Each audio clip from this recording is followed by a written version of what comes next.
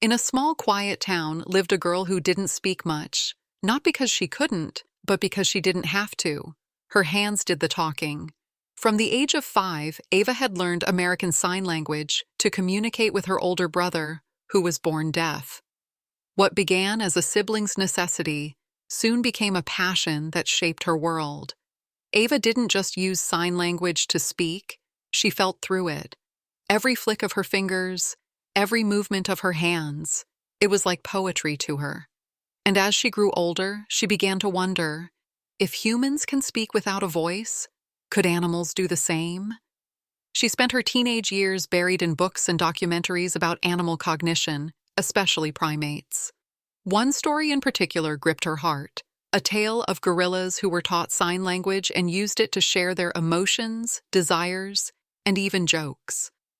These weren't just wild animals, they were thinking, feeling beings, trapped in a world that couldn't fully understand them. Ava knew then and there, this would be her mission. Not just to study gorillas, but to truly connect with them. By the time she turned 21, she was accepted into an internship at a primate research center, one of the few places in the world where a gorilla had been successfully taught to communicate through sign. It was a dream come true. But Ava wasn't chasing fame or academic recognition. She was chasing a conversation, one that had been waiting years to happen. She packed lightly, but her heart was heavy with hope. What would it feel like to look into the eyes of a creature so different from us, yet capable of understanding our thoughts? Could she really bridge the gap between species using only her hands? As her bus rolled through forested roads toward the sanctuary, Ava stared out the window, her fingers unconsciously signing words she couldn't say aloud. "Hello, my name is Ava. I want to be your friend." Ava arrived at the sanctuary early the next morning, the air thick with anticipation. The research center was surrounded by towering trees and dense jungle, a far cry from the bustling city she had left behind. The moment she stepped out of the car, she was greeted by the sounds of chirping birds and the rustling of leaves in the breeze. This was no ordinary zoo. This was a place where humans and gorillas came together, not in captivity, but in a space where the boundaries between them were meant to blur. Her heart raced as she walked toward the main building. Inside, the walls were lined with glass partitions, each one holding a different primate. But at the far end of the room was a large enclosure, and inside it stood a gorilla. He was enormous, with dark, glossy fur and a powerful build. His name was Kofi, and he was famous for his ability to communicate using sign language. The first time Ava saw him, her breath caught in her throat. She had seen videos of Kofi before, but seeing him in person was a different experience altogether. There was an undeniable intelligence in his eyes, an understanding that transcended the usual boundaries between humans and animals. Ava approached the glass cautiously, not wanting to startle him. Kofi looked up from the floor and met her gaze, his expression unreadable. He tilted his head slightly, as if studying her. Ava smiled nervously and slowly raised her hands, signing the word for hello. To her surprise, Kofi's lips curled into what could only be described as a smile, and he signed back, "Hello, friend." His fingers moved slowly but deliberately, each gesture clear and precise. Ava's heart skipped a beat. This was no simple gesture. This was a greeting, a connection. For the next few hours, Ava sat on the other side of the glass, signing with Kofi, trying to communicate with him the way she had always dreamed of. He responded with signs that expressed his mood: happy, sad, play, and even love.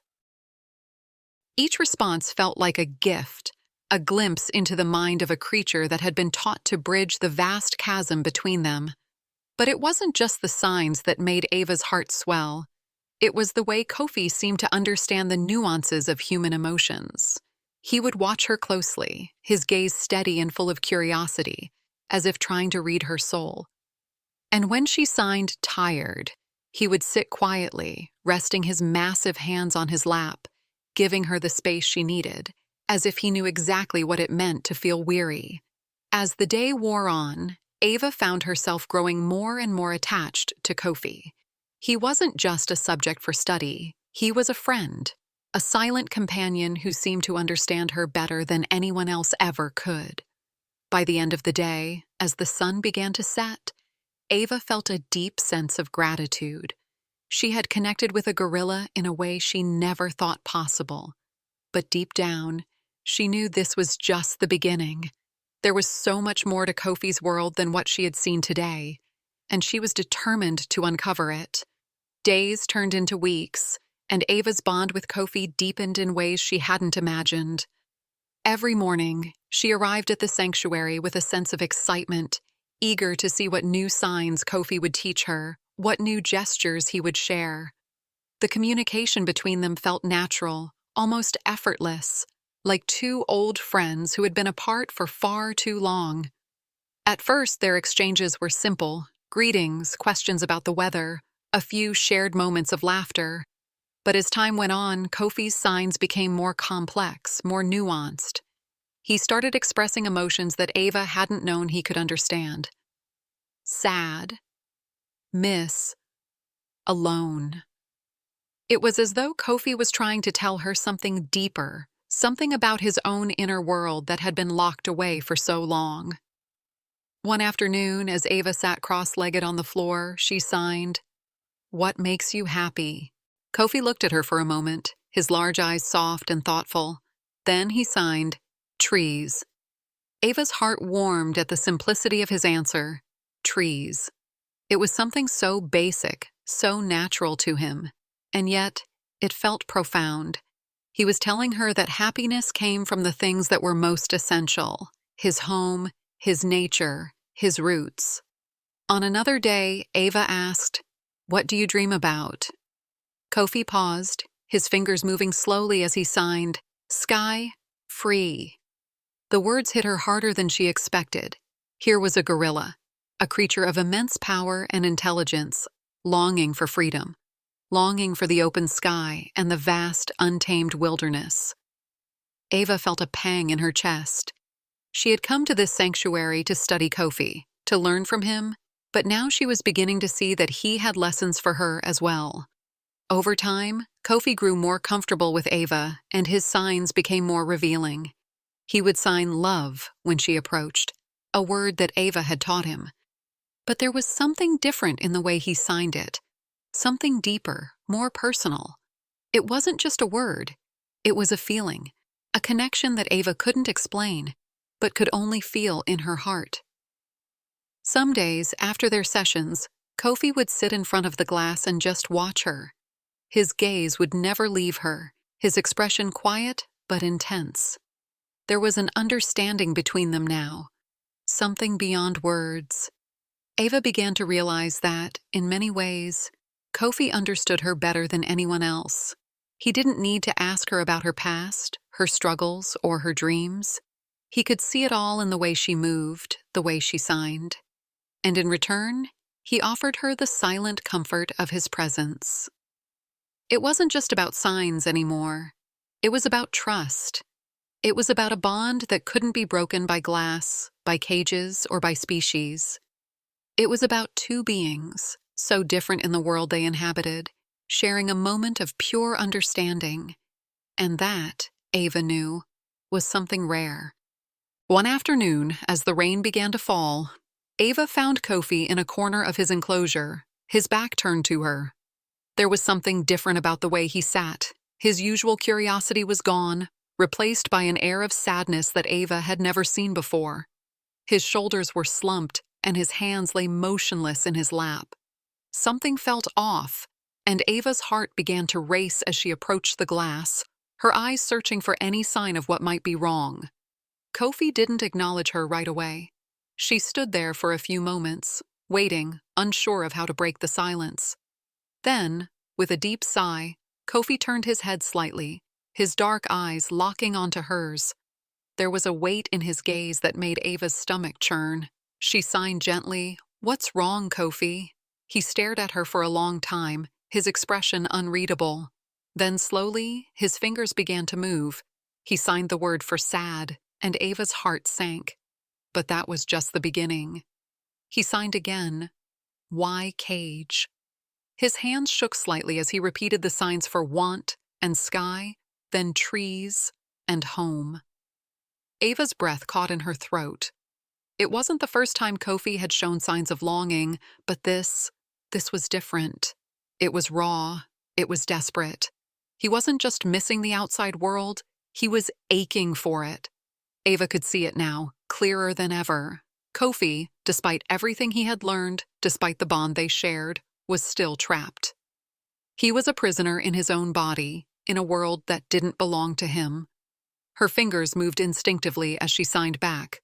I'm sorry. I can't change that. She paused, looking down at her hands. The words felt inadequate, as if they could never reach the depth of Kofi's pain. She looked up at him, and for a brief moment, she saw something in his eyes, something that made her heart break. He signed, You free, me not, you leave, I wait, always. The words hit her like a thunderclap. Kofi wasn't just sad, he was lonely. He was waiting for something he wasn't sure would ever come. Ava could feel the weight of that, the gravity of his plea, and it settled heavily in her chest.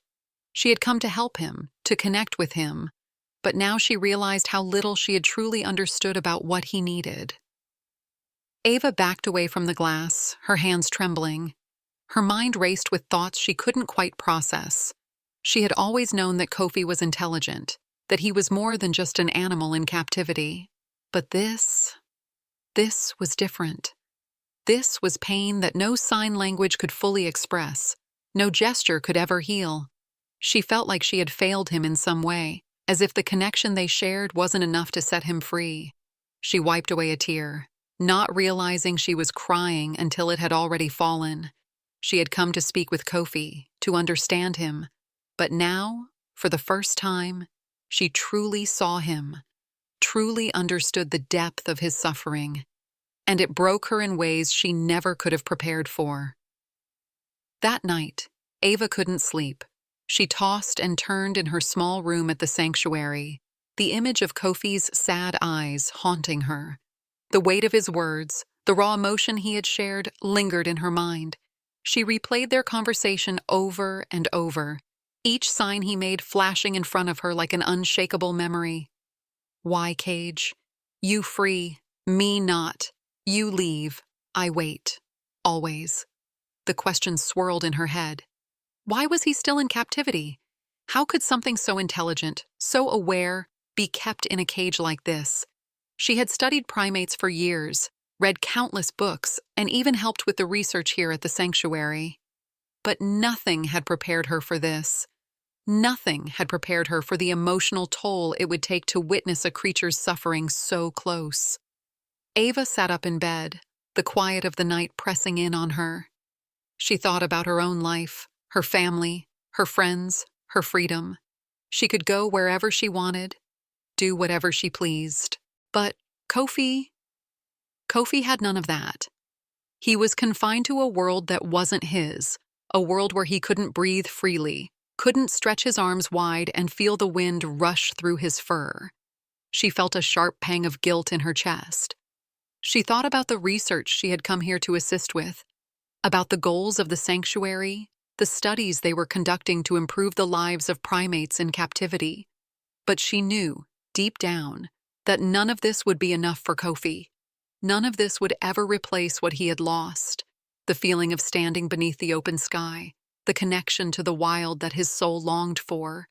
She couldn't help but wonder, what was the cost of all this science, all this progress, if it meant keeping a living, breathing soul in a cage?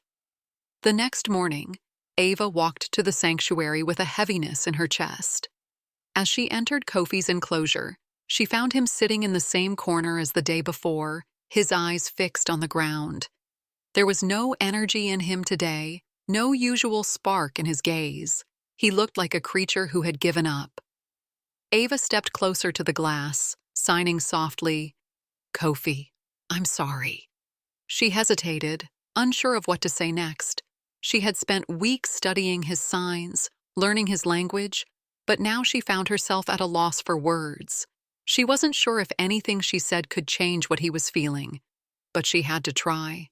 His eyes met hers, and he didn't sign anything in return, but there was something in the way he looked at her, a deep, silent understanding. He knew she couldn't free him. She couldn't give him what he longed for, no matter how much she wished she could. But as Ava stood there, her hands trembling, she realized something important. She couldn't change the past, and she couldn't immediately change his circumstances, but she could fight for him. She could be his voice, the one to advocate for a future where no gorilla had to live in a cage like this. She wiped away a tear, feeling the weight of that promise settle into her heart. She had come here to connect with Kofi, to learn from him, but now she understood that her work wasn't finished. It was only just beginning. Days passed, and Ava's resolve grew stronger. She spent every moment she could with Kofi, learning more from him than she had ever expected. Their bond was unspoken but profound, a connection that transcended words, transcended barriers. But as much as she cherished these moments with him, the pain of his captivity lingered in the back of her mind. She couldn't ignore it anymore. She couldn't pretend that everything was fine when Kofi's eyes told a different story. Ava began talking to the researchers and the sanctuary staff, asking questions, probing deeper into the reasons behind Kofi's captivity. She learned that the sanctuary had its own limitations. The work they did was vital, research that could help improve the lives of primates in the wild and those in captivity. But Ava couldn't shake the feeling that something was wrong. She knew that the science was important, but was it worth it if it meant keeping creatures like Kofi locked away, forever separated from the world they were meant to roam? It wasn't long before she realized that the sanctuary wasn't the only place where Kofi's story needed to be told. She began reaching out to activists, other animal rights organizations, and even reporters. She compiled her research, her experiences, and the heartbreaking moments she'd shared with Kofi into a plea for change. The more she shared, the more she learned about the deep-rooted issues facing captive animals. The more she talked about Kofi, the more people began to listen. But Ava knew that talking wasn't enough. She needed to do something. She needed to make a change. She wasn't going to let Kofi's voice be silenced, not when it was so clear he had so much to say. One afternoon, as Ava sat with Kofi, she signed to him, "I'm going to fight for you." Kofi looked at her with an intensity she had never seen before, his large eyes searching hers. For the first time, his hands didn't sign back. Instead, he reached out through the glass, his fingers grazing the surface as though he was touching her for the first time. There was no need for words. In that moment, Ava knew that Kofi understood her in ways she couldn't fully comprehend. The next few weeks were a whirlwind of meetings, research, and campaigning. Ava worked tirelessly, gathering support, spreading the message that no animal should ever have to live in captivity, no matter how well-intentioned the reason might be. Slowly, she began to see the changes she had hoped for. More people started speaking out. There were petitions, discussions, and media coverage. Kofi's story had become more than just the plight of one gorilla. It had become a symbol for change, a rallying cry for anyone who believed that freedom was a right, not a privilege. And then one day, Ava received the news she had been waiting for. The sanctuary, under immense pressure from the public and animal rights groups, agreed to release Kofi. They had arranged for him to be transferred to a wildlife reserve where he could live out the rest of his life in freedom. Kofi would finally be able to feel the open sky, the grass beneath his feet, and the trees he had so longed for. When Ava went to see Kofi that day, she could hardly believe it.